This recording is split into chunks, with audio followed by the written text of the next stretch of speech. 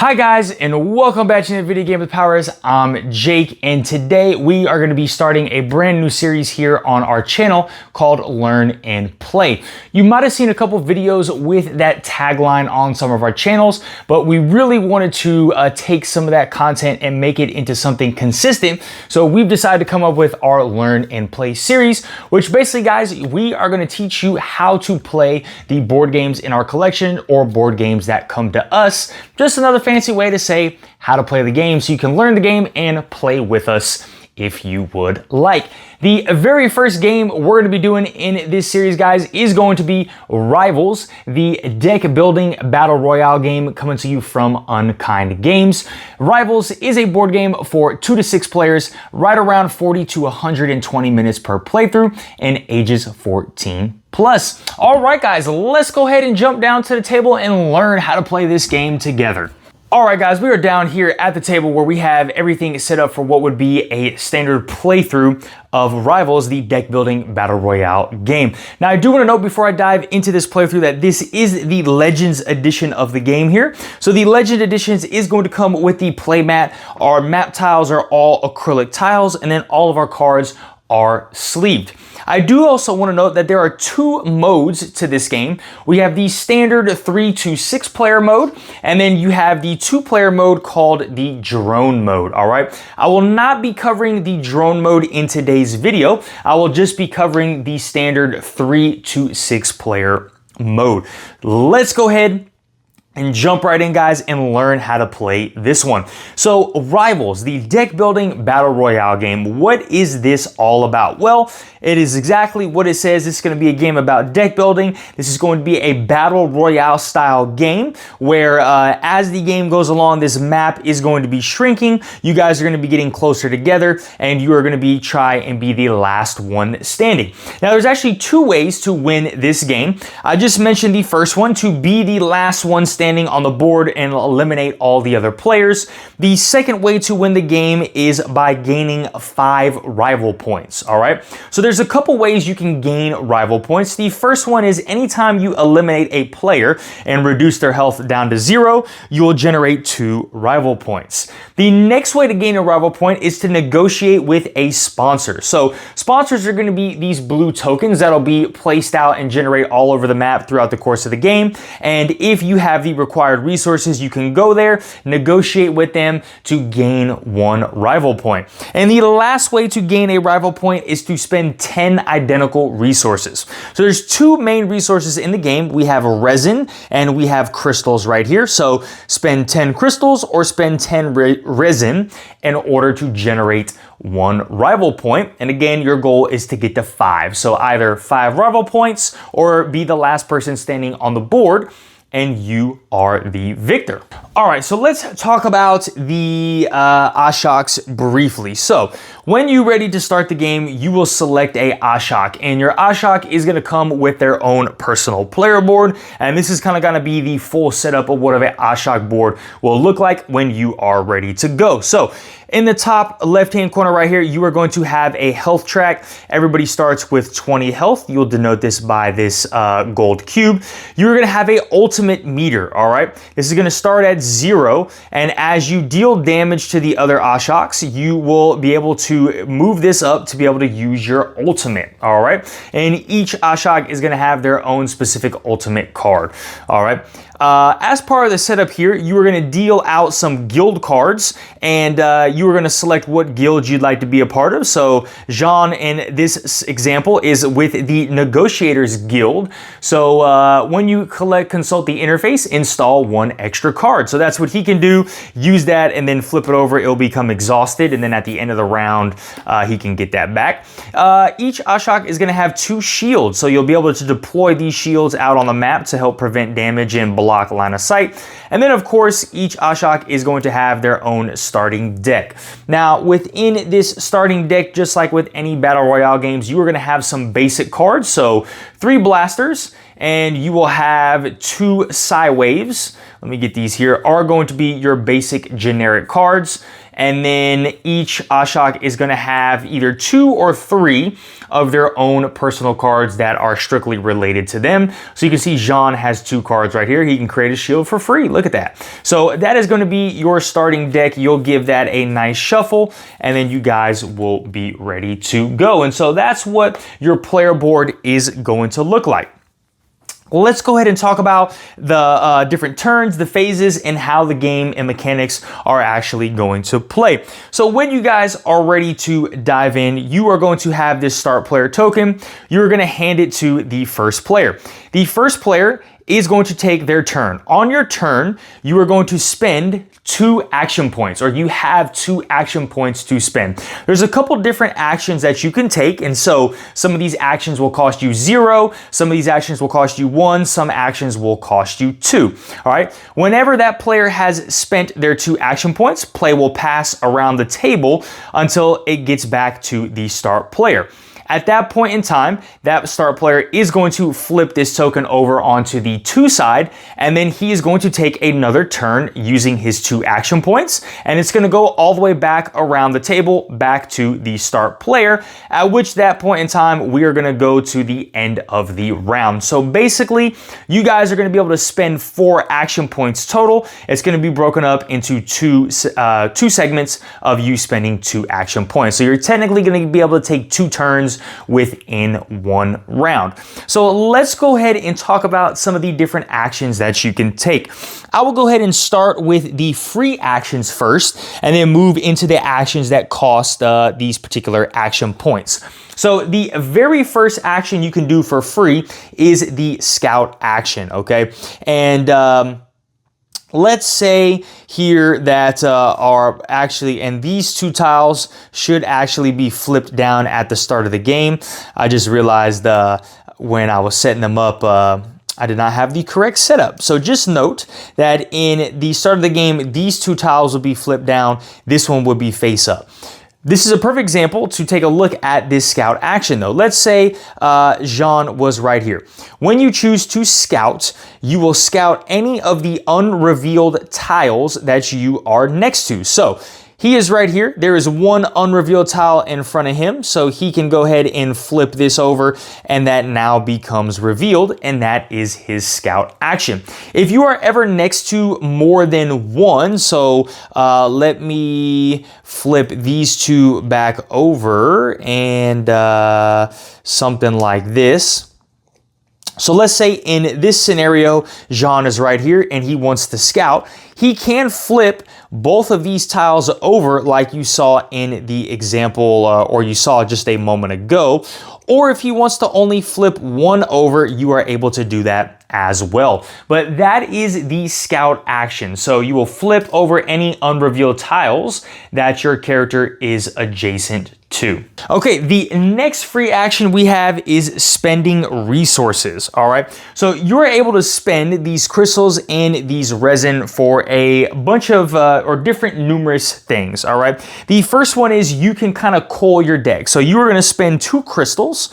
So spending 2 crystals right here will allow you to cull your deck or uninstall a card from your discard pile or your hand. A typical thing you can do in a lot of deck builders, all right? You can also spend 2 resin to create a shield. So whenever you want to create a shield, you'll just drop it down in the hex that you are in, and this shield can help prevent damage or prevent line of sight. So if Jean is behind this shield right here, the line of sight will not be able to target Jean, right? Or if you're doing battle and Jean is on this tile here and you want to attack him, this shield will absorb 1 hit. So again, 2 crystals right there will be able to absorb a shield. You can have 2 shields out on the map only at one time. If you want to do another shield, you'll have to take this and place it in the other position. All right, so that is 2 resin.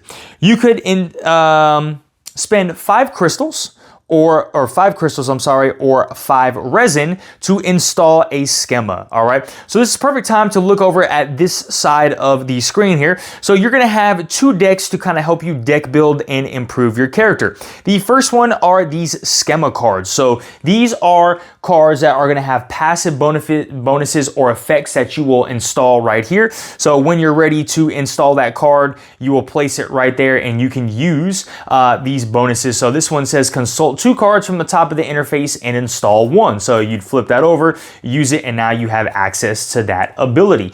So like I said, some of these are passive, some of these are actions, some of these are one-time use. So heal yourself by 6 HP, then uninstall this card. So that is the schema deck. You have the interface deck, which you're going to be interacting with a lot. This is going to be your main way to deck build through certain actions. You'll be able to look at these cards and take one of these cards into your hand and help build that deck. But for the purposes of this, remember 5 crystals or 5 resin will get you 1 schema card. The very last thing you can do for free, guys, is spend either 10 crystals or 10 resin to gain 1 rival point. So remember, your goal is trying to get a 5 rival points. So you'll gain that 1.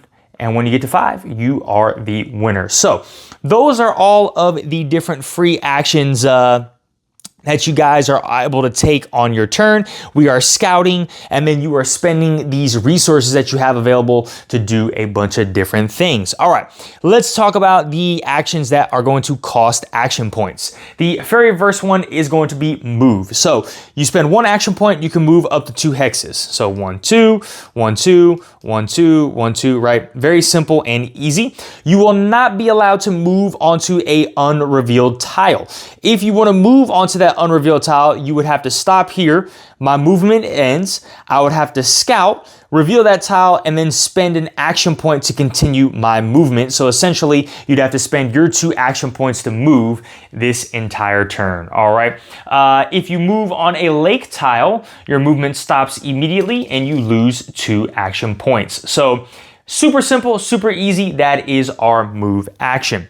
The next action we have is the collect action. So you are going to all of these different hexes that are on your map here. I'm going to move this right here. All these different hexes that are on these tiles are going to generate resources or do something for you. So when you decide to take this collect action, you will be collecting from every hex that is on the tile. So let's go over really quickly what each of these hexes are going to do for you. So the forests are going to generate you 1 resin. All right, the crystal mines here are going to generate you 1 crystal. This rivals symbol right here, this black hex is going to be consulting the interface. All right, so you would come over to the interface here. You would either look at the 2 cards that are out or take 2 cards from the top of the deck. You will select one and you will add this card into your hand. That's what's really cool about this game. These cards go into your hand for you to be able to use right away if you have the desired action points. So that is our interface action. The last one is going to be this little pod right here. That is going to be the anticipation token action, where you can spend resources. So 2 crystals, 2 resins, or 1 crystal, 1 resin, any combination of 2 to gain an anticipation token. All right. These anticipation tokens are going to allow you, when you're defending or attacking, to get 2 bonus dice, or when you need to negotiate with a sponsor, you will spend an anticipation token. What else is really cool about this collect action, so not only are you collecting on each hex on a tile, the tile that your character is on will also give you a bonus as well. So if you are on the forest tile, when you take that collect action, you gain 3 resin instead of 1. If you're on the crystal, you gain 3 crystals instead of 1. If you are on the interface tile, you get to look at 4 cards, all right, and take 2 to your hand instead of 2 and only take 1. And if you are on this anticipation token hex, you will get 1 anticipation token for free, and then you can spend resources to gain more. So that is the collect action for 1 action point. The next action we have is the negotiate with a sponsor. So this is an exhausted sponsor right now. When he is flipped over on this side, he is able to be negotiated with. And so you move on to that spot with him. You spend your unactivated anticipation token, which is this side right here. You will gain a rival point for free. And then you get to do one of three really cool things. The first one is you get to gain a schema if you would like. All right. You can gain 2 anticipation tokens, or the last thing you can do is uninstall 2 cards from your deck, basically cull your deck. So those are the 3 things you can do when you negotiate. You get a rival point automatically, and then if you want a schema, 2 anticipation tokens, or cull 2 cards from your deck, you can do that as well. That is that negotiate with a sponsor action. All right, guys, the very last thing that you can do on your turn is play some cards. So cards are going to look something like this. In the top left-hand corner, they are going to have the cost to play that card. So our blaster here is going to be cost us 1 action point to play. In the top right-hand corner, that is going to be the range of this blaster. So 0 to 4 hexes away. So, you know, standard hex rules apply. So let's say 1, 2, 3. That is perfect range right there. Okay, so that is how diagonal, up and down, left and right, that is the range on these. And then in the middle is the amount of damage that they are going to do, or basically the dice that you are going to be rolling. All right. And so you have a bunch of different cards with a bunch of different values that you can play. And so these are going to cost you action points as well. Now there's a bunch of different cards in the game that I'm not really going to go over. You're going to have physical cards. You're going to have mental cards right here that, like, mental cards ignore line of sight. These ones you must have line of sight. There's going to be one-time use cards. There's going to be cards to use when you're being attacked. Like I said, there's going to be passive cards that you're going to play. So there's a bunch of different style of cards that you can use throughout the course of the game. But those are kind of all of your particular actions that you're going to do on your turn. Next phase, once everybody has taken their actions, you're going to go to that discard phase where everybody's going to discard their entire hand. Okay. And the first player token is going to be rotated to the next player. And now comes the Battle Royale part. So this phase, depending on what era you are in, you are going to have a deck of era cards, and you're going to draw the top card of that deck, and it is going to highlight some things for you. So these hexes right here are going to disappear. So I would take this one away. I'm taking this one and this one away. So these tiles and part of the map have disappeared. And then wherever you see those numbers, I'm gonna roll this dice and I'm gonna put out some more and tokens wherever that number is. So you can see right there, there's a 2. So a sponsor would go right there. And then I'd roll it one more time for a 4. And then a sponsor is gonna go down here in the corner just like that. All right, so that is the next thing you're gonna do, and depending on your era that you're in, you might draw more than one of these particular cards. So you can see the 2s, and then we have the 3s down here. And just to give you guys a couple sneak peeks, right, you can see some of these cards of how as the deck gets smaller and smaller, they're gonna eliminate more and more of the pieces of the map and push you closer in there. So that is the next phase. And then we would activate in generation of our sponsors, so which we've already done. I kind of did that. Sponsors would flip over and you'd be able to negotiate with them. Something else I did not cover. Whenever you collect on a tile, you're gonna have these drought tokens, all right? You will put a drought token on that tile. That means you cannot collect from it until it gets recharged. So at the end of the round, you will flip this drought tile over to this green growth tile, which means these resources here are starting to grow. And then at the conclusion of the next round, this tile will be removed, allowing you to collect resources from that tile again. So the game forces you to kind of move around to different tiles to collect these resources. You can't just stay on one tile and just get the resources over and over again. And then the very last thing, guys, you're gonna do is draw an event card and do what it says. So let's see what this one says. For each resource, players with the least amount collect 2 units. All right, so that unexpected gift would happen. You draw these event cards, and then basically you guys are kind of resetting everything. So you reset the interface down here, and then you're gonna reset all the things on your schema board, so you unexhaust anything that you have used. And that is one full turn, or one full round of Rivals, the deck building game. And as I mentioned, guys, you're gonna keep playing until, you know, these cards are going away. So, you know, you would take out these 3 tiles, would disappear. All these tiles are gonna disappear, and you are working on to defeat each other. Really quickly, just wanna go over combat. So combat is super simple and easy, guys. Let's say I'm right here, and Jean is going to play this blaster card. So that blaster card is dealing 2 damage. So the defender has a chance, which I can't remember her name. So she's gonna roll 2 dice, and she can modify this with anticipation tokens. And basically that is a success for a defense. That is a hit. So she would take 1 point of damage. All right. So she would drop, let's just say this was Jean, she would drop her health by 1, obviously, and then that would be it. If you are Jean, however many points of damage you do, that goes up on your ultimate track. So he did 1 point of damage, so he moves up 1 spot on his ultimate track. Now that is just a quick, very brief look at how combat is going to work. There's a little bit more in depth to combat than what I just went over here, but that is essentially the basics of, like, you guys are gonna be rolling dice and looking for successes or misses in combat. All right, guys, well, I hope you enjoyed this learn and play of Rivals, the deck building battle royale game. And man, this game looks so good on the table with those acrylic tiles. Feels so smooth with all the different acrylic components that you have. Just very, very excellent production to this one.